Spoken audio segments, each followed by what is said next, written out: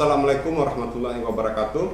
Perkenalkan, nama saya Harmanto Escape NS MCAP. Saya merupakan dosen tetap Yayasan Haji Abdul Rahman Buton pada Sekolah Tinggi Ilmu Kesehatan Stikes IST Buton. Pada program studi S1 Keperawatan dan Profesi Nurse, saya mengampu beberapa mata kuliah, yakni konsep keperawatan komunitas, keperawatan agregat komunitas, keperawatan keluarga, komunikasi dalam keperawatan, dan keperawatan menjelang ajal dan paliatif. Pada kesempatan ini saya akan menjelaskan mengenai metode pembelajaran terhadap salah satu mata kuliah yang saya ampuh, yaitu konsep keperawatan komunitas. Adapun sistem metode pembelajaran yang saya gunakan yaitu sistem DIA, Delivery, Interaction, dan Assessment. Pada delivery, terkait bagaimana cara saya dalam menyampaikan materi agar dapat diterima oleh mahasiswa dengan baik. Hal ini yang saya lakukan mulai dari menjelaskan deskripsi mata kuliah, capaian pembelajaran, dan materi pembelajaran. Pada interaction, terkait mengenai interaksi antara saya dan mahasiswa maupun sebaliknya mahasiswa-mahasiswi selama proses pembelajaran agar capaian pembelajaran dapat tercapai melalui metode pembelajaran yang saya gunakan. Pada asesmen, saya akan menjelaskan terkait sistem penilaian mata kuliah yang sebelumnya disepakati bersama mahasiswa pada awal perkuliahan saat penyampaian kontrak perkuliahan dan RPS, yang dimana selama proses pembelajaran akan dilakukan pemberian tugas serta ujian kepada mahasiswa untuk mengukur kemampuan, mengevaluasi pemahaman dan keterampilan mahasiswa, dan hal ini saya lakukan secara objektif. Mata kuliah konsep keperawatan komunitas merupakan salah satu mata kuliah inti dalam keperawatan sekaligus mata kuliah wajib pada semester 5 yang memiliki bobot 2 SKS. Pertemuan dilakukan selama 16 pertemuan, 14 tatap muka, dan pertemuannya ujian tengah semester yaitu UTS dan ujian akhir semester. Fokus mata kuliah ini membahas tentang konsep dasar kesehatan dan keperawatan komunitas, program-program kesehatan dan kebijakan pemerintah dalam menanggulangi masalah-masalah kesehatan prioritas di Indonesia, asuhan keperawatan komunitas, dan pembahasan yang terkait isu kecenderungan masalah kesehatan komunitas.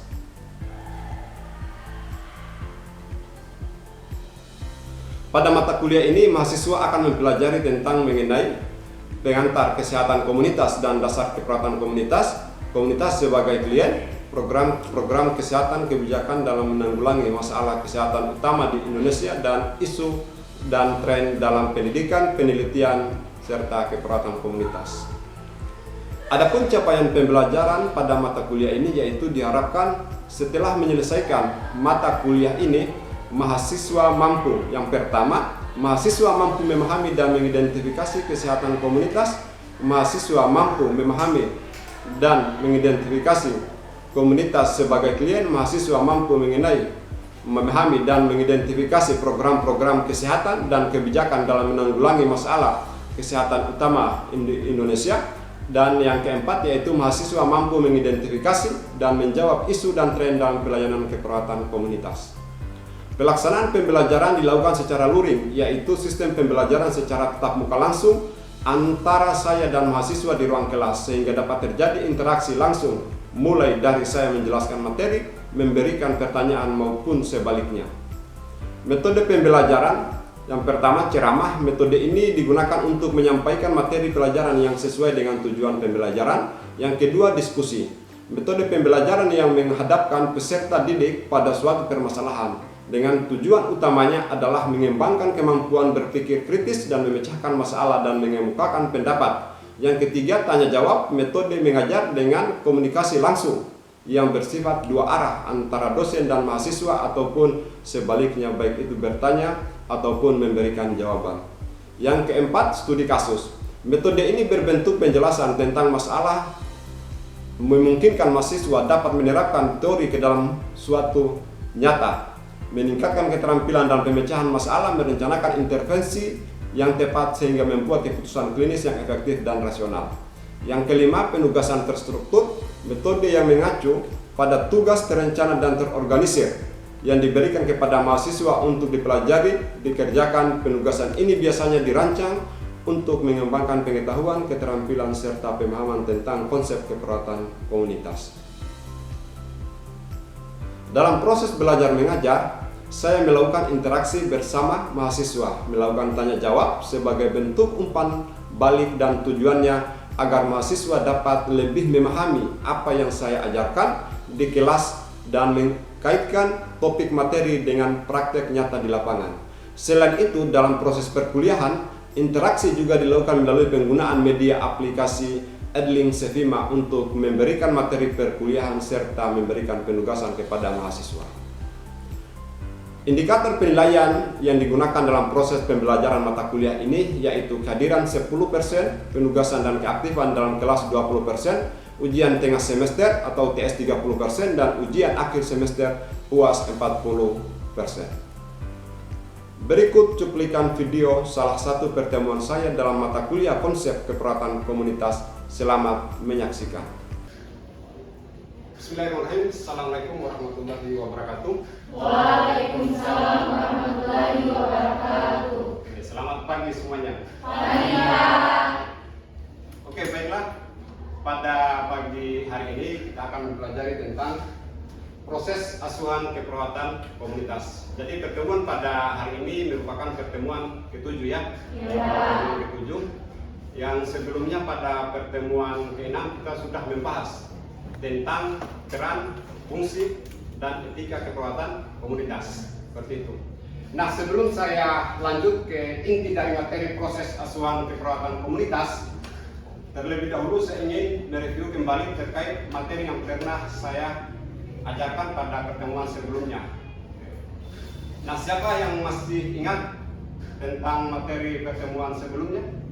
Pertemuan ke-6 kemarin? Ayo, siapa angkat tangan? Oke, silakan. Baik, pada pertemuan sebelumnya telah dijelaskan mengenai pengertian komunitas, yaitu komunitas adalah sekelompok orang yang tinggal di wilayah yang sama dan saling berinteraksi, saling mempengaruhi serta memiliki tujuan yang sama. Oke, siapa lagi? Ya, silakan. Baik, di pertemuan sebelumnya juga Bapak telah ajarkan mengenai tentang peran perawat, di mana peran perawat itu yang pertama sebagai caregiver, di mana sebagai pemberi asuhan keperawatan, terus sebagai edukator, di mana untuk memberikan tentang penyuluhan tentang komunitas, terus ada advokat untuk membantu pasien dalam mengambil keputusan dan tentang hak-haknya. Mungkin itu saja, Pak. Oke, terima kasih ya atas jawabannya. Jadi bisa kita simpulkan ya bahwa salah satu peran kita sebagai perawat salah satunya adalah memberi asuhan keperawatan. Nah, di pertemuan ke-7 karena mata kuliah ini berhubungan dengan asuhan keperawatan komunitas, maka materinya lebih spesifik ke proses asuhan keperawatan komunitas. Oke, ini adalah tujuan pembelajaran. Tujuan pembelajaran kita pada hari ini yang pertama yaitu memahami pengertian asuhan keperawatan komunitas. Jadi kita akan belajar tentang tahap-tahap dalam membuat asuhan keperawatan komunitas. Nah, yang kedua yaitu tujuan asuhan keperawatan komunitas. Nah, yang ketiga memahami prinsip asuhan keperawatan komunitas, dan yang terakhir atau yang keempat yaitu menyusun asuhan keperawatan komunitas ya.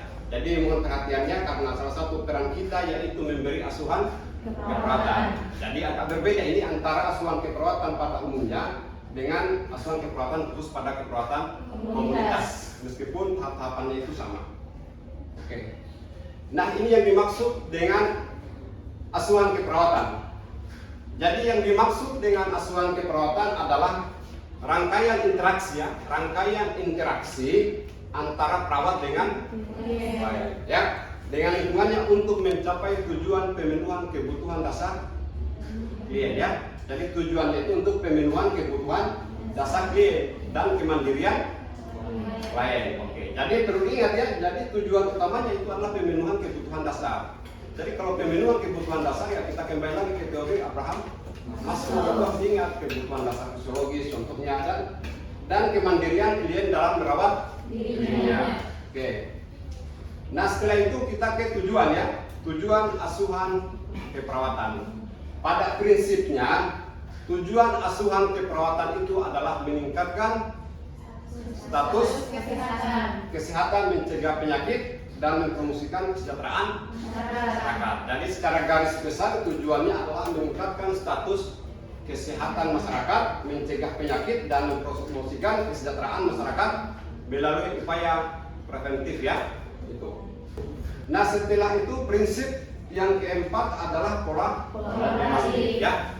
Jadi kalau membahas tentang asuhan keperawatan komunitas tidak bisa terlepas dengan kolaboratif ya. Di asuhan keperawatan atau intervensi yang lain juga pasti ada tindakan kolaboratif. Namun yang membedakan di sini di kolaboratif ini pada asuhan keperawatan komunitas biasanya kita bekerja sama ya, apakah bekerja sama dengan pemerintah, pemangku kebijakan, biasanya seperti itu. Jadi kita adakan diskusi biasanya dengan pemangku kebijakan ya, atau stakeholder. Setelah itu berkesinambungan ya, proses asuhan keperawatan komunitas dilakukan secara terus menerus ya. Ini secara terus menerus, tidak hanya bersifat sementara. Jadi di asuhan keperawatan komunitas itu biasanya ketika diberikan implementasi atau intervensi, biasanya harapannya agar masyarakat itu kan bisa mandiri, tujuannya bisa mandiri. Jadi hasil edukasi yang kita berikan, implementasi yang kita berikan, seperti contohnya misalnya kegiatan mungkin olahraga, pencegahan hipertensi, diharapkan setelah mahasiswa meninggalkan masyarakat kembali ke kampus, diharapkan ya kegiatan itu tetap berlanjut seperti itu. Setelah itu berbasis bukti ya. Jadi berbasis bukti ini seperti evidence based practice. Jadi setiap intervensi yang kita lakukan harus didasari dengan bukti ilmiah. Itu bukti ilmiah apakah harus ada penelitiannya ya, bisa dicari di artikel atau jurnal-jurnal seperti itu. Nah setelah itu kita ke peran perawat komunitas ini ya. Jadi peran perawat komunitas itu yang pertama adalah protokol kesehatan. Di sini kegiatannya kita sebagai perawat komunitas yang melakukan penyuluhan kesehatan. Nah setelah itu advokat masyarakat ya. Artinya kita menjadi advokat masyarakat. Mungkin ketika ada pertanyaan yang mereka tidak pahami atau hal-hal yang berhubungan dengan kebijakan tidak pahami, ya bisa kita mengadvokasi mereka, bisa kita jelaskan seperti itu. Nah setelah itu koordinator pelayanan ya, ketiga koordinator pelayanan. Di sini kita bertanggung jawab mengkoordinasi berbagai layanan kesehatan di komunitas. Contohnya apa? Ya contohnya misalnya kegiatan posyandu ya, posyandu lansia, posyandu bayi dan anak dan balita, itu biasanya kan berhubungan dengan kegiatan-kegiatan komunitas. Nah setelah itu peran yang terakhir adalah sebagai agen perubahan ya, agen perubahan. Oke, setelah itu kita masuk ke tahapan proses asuhan keperawatan komunitas. Nah secara garis besarnya, kalau kita membahas tentang tahapan-tahapan dalam asuhan keperawatan komunitas itu pada intinya sama dengan asuhan keperawatan umumnya ya, atau lebih beda sama ya. Yang pertama adalah tahap kajian, setelah itu diagnosa, intervensi, implementasi, sampai dengan evaluasi ya. Nah misalnya contoh tahapan pertama pengkajian.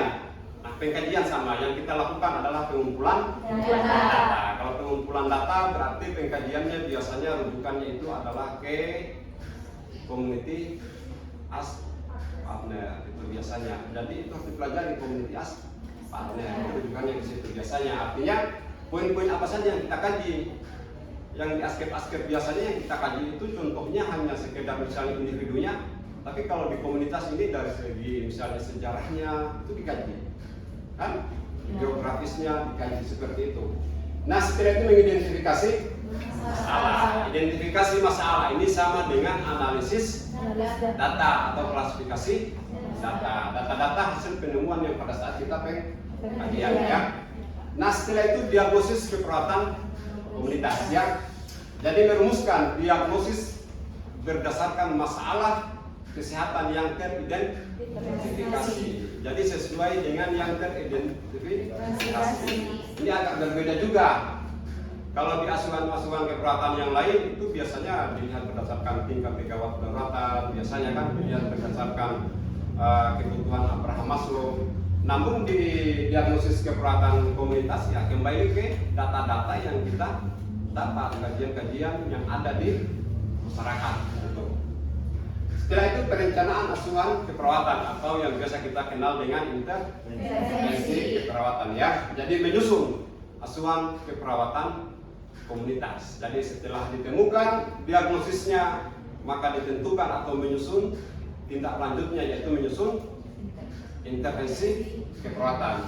Setelah itu implementasi asuhan keperawatan ya, melaksanakan asuhan keperawatan komunitas yang telah disusun dengan melibatkan sumber daya yang ada. Jadi yang dikatakan dengan sumber daya yang ada ini ya, biasanya kita melibatkan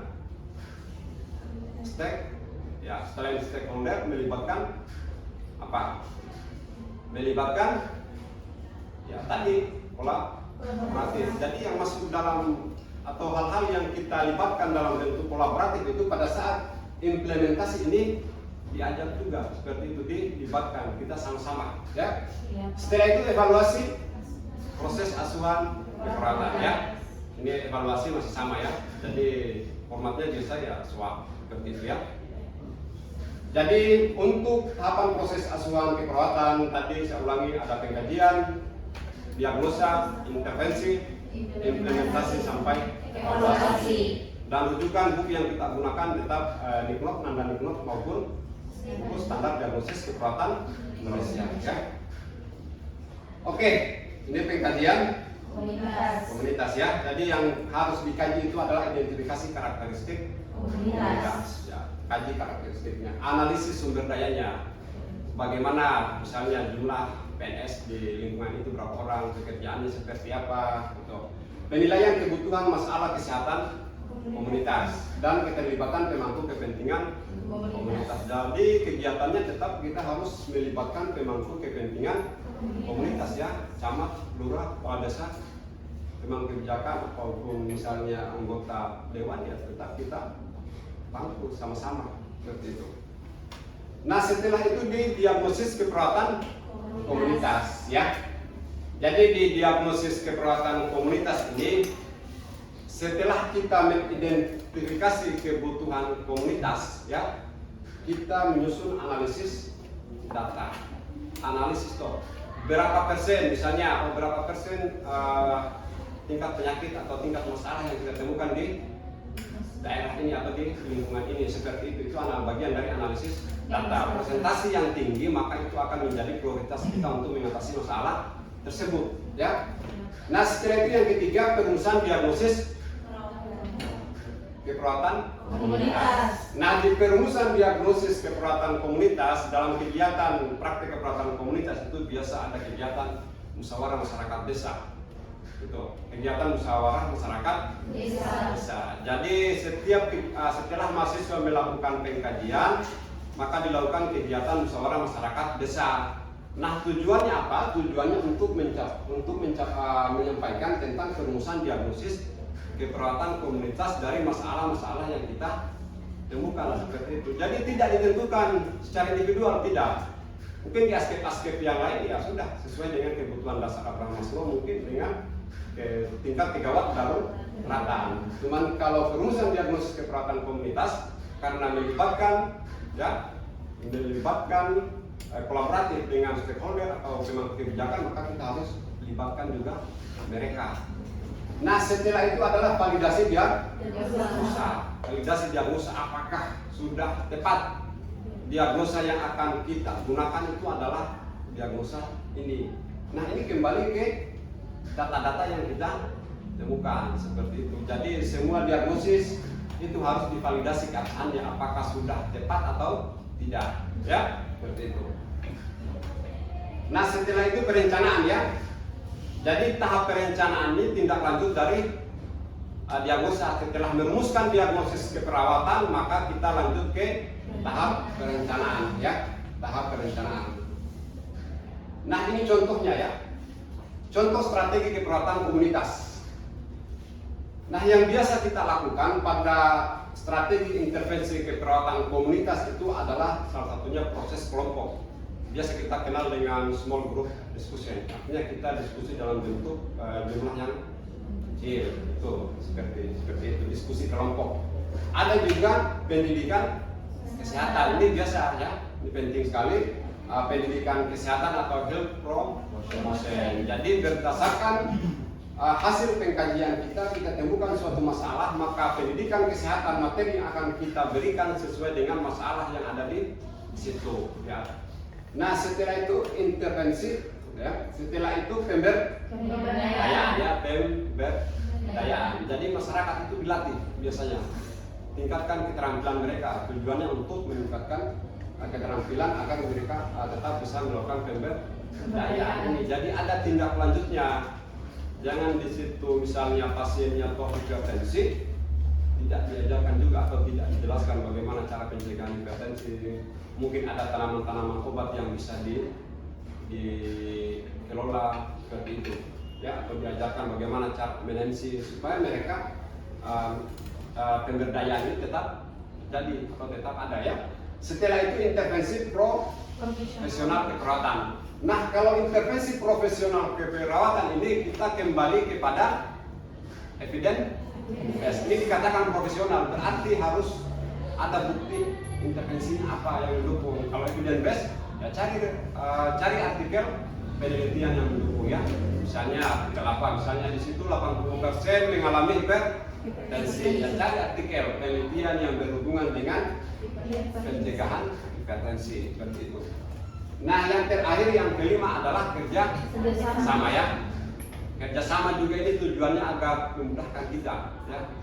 Kadang kita melibatkan masyarakat itu agak sulit, kadang kita mengundang, kadang agak sulit. Tapi ketika kita melibatkan atau ketika kita bekerja sama dengan orang-orang penting ada di lingkungan itu, maka biasanya kita terbantu juga. Itu seperti itu, ya. Jadi kerjasama ini intervensi itu wajib juga. Oke. Nah, setelah itu implementasi, ya. Implementasi ini melaksanakan kegiatan. Jadi implementasi ini kalau dikaitkan dengan intervensi tadi, kegiatan contohnya kegiatan promosi kesehatan. Jadi kegiatan promosi kesehatan, ya silakan siapkan alat dan bahannya apa yang harus kita lakukan supaya targetnya agar masyarakat itu bisa memahami atau mengerti apa yang kita sampaikan. Jadi jangan lupa buat SAP-nya, satuan acara. Nggak perlu buat medianya apa, ya. Jadi harus dibuat seperti itu supaya masyarakat juga bisa memahami. Tuh. Karena harapannya ini ketika diberikan promosi kesehatan, mereka harus proaktif, bukan cuma aktif. Reaktif itu berarti cuma hanya datang duduk dengar. Tapi kalau proaktif, apa yang kita sampaikan mereka pahami, mereka lakukan apa tindak lanjutnya, seperti itu, ya. Nah, setelah itu evaluasi. Nah, di tahap evaluasi ini kita harus evaluasi tujuan evaluasinya, ya. Tujuannya apa? Biasanya ya kembali ke standar luaran keperawatan Indonesia atau SLKI. Jadi ini masih tetap kaitannya. Jadi cek tujuan evaluasinya apa? Apakah menilai efektivitas atau dampak intervensi yang kita lakukan, atau bagaimana proses evaluasinya, kegiatannya seperti apa, apakah berjalan dengan baik. Kalau di aspek evaluasinya ya berarti ada soal subjektif, assessment, dan planning. Itu biasanya kita lakukan, ya, di evaluasi. Dan yang terakhir yang lebih penting juga adalah dokumentasi evaluasi. Jadi wajib mencatat temuan evaluasi, kesimpulan, rencana tindak lanjut, dan rekam medis komunitas. Jadi dibuatkan dalam bentuk sebuah laporan. Itulah yang dikatakan dokumentasi keperawatan, ya. Dokumentasi evaluasi atau dokumentasi keperawatan. Nah, jadi pertemuan pada hari ini kesimpulannya bahwa asuhan keperawatan komunitas merupakan proses yang sistematis.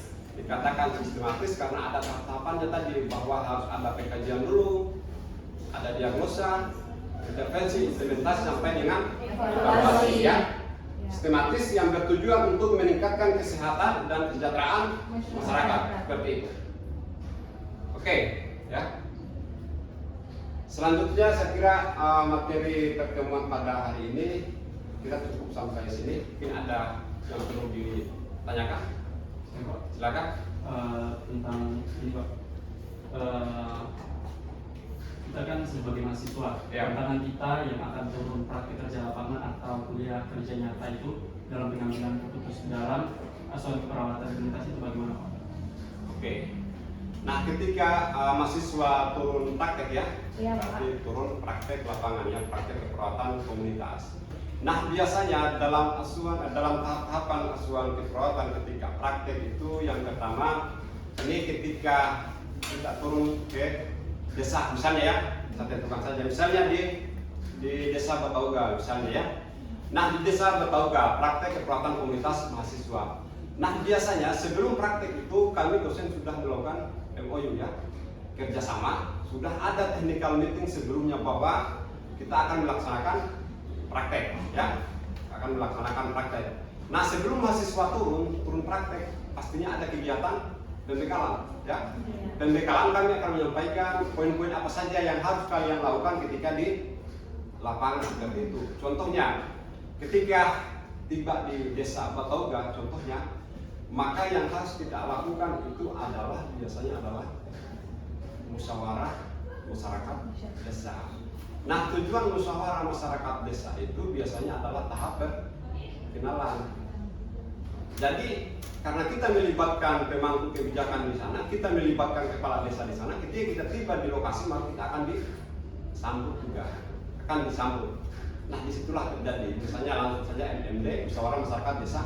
Pertama, tahap kenalan bahwa ini mahasiswa STIKES tersebut akan melakukan praktek selama 1 bulan contohnya. Nah, setelah diperkenalkan maka besoknya akan melakukan kegiatan pengkajian supaya masyarakat tidak kaget atau masyarakat juga siap bahwa di jam sekian mahasiswa akan datang melakukan pengkajian, akan kunjungan rumah ke rumah seperti itu. Nah, setelah kita mengumpulkan data, melakukan pengkajian, maka dilakukan analisis data. Analisis data itu biasanya mahasiswa diskusi kelompok dulu. Kita analisis buat laporannya ini. Saya sudah melakukan pengkajian. Oh, ternyata 100% misalnya mengalami hipertensi, lingkungan ini mengalami hipertensi. Maka setelah ditemukan masalahnya, analisisnya sudah ada, hasilnya sudah ada, maka dibuatlah musyawarah masyarakat desa yang kedua. Tujuannya mengundang dan menyampaikan hasil temuan kita pada saat kita melakukan pengkajian. Ini masalahnya. Sekarang kami sebagai mahasiswa melakukan intervensinya atau pencegahannya seperti ini. Jadi sampaikan seperti itu, ya. Caranya melibatkan puskesmas, kepala puskesmas bisa jadi mereka hadir pasti, Pak Camat, Lurah, seperti itu. Jadi disampaikan pada saat musyawarah masyarakat desa. Tapi tidak terlepas bahwa mahasiswa sudah mempersiapkan rencananya seperti ini, karena tidak mungkin ya masyarakat memberikan intervensi karena temuannya itu adalah temuan dari mahasiswa. Jadi mahasiswa belajar harus bisa mengatasi sebuah masalah ketika berada di lingkungan seperti itu. Itu ya. Oke, bagus pertanyaannya. Siapa lagi? Ayo, siapa lagi yang bertanya? Ayo, angkat tangan. Ayo, ada tidak? Mungkin Nurmia Sarang ada pertanyaan? Tidak ada. Santiana? Tidak ada. Kalau begitu ya, Mas Erlin, silakan bertanya Erlin. Ada tidak? Ada. Oke. Jadi saya kira pertanyaan tadi bagus sekali. Kalau sudah tidak ada pertanyaan, harapan saya materi ini tolong dipelajari kembali ya. Pelajari kembali karena nantinya ketika turun ke lapangan praktek sudah ada materi yang kita kuasai. Saya kira itulah yang bisa saya sampaikan dan saya ucapkan terima kasih. Assalamualaikum warahmatullahi wabarakatuh. Waalaikumsalam warahmatullahi wabarakatuh.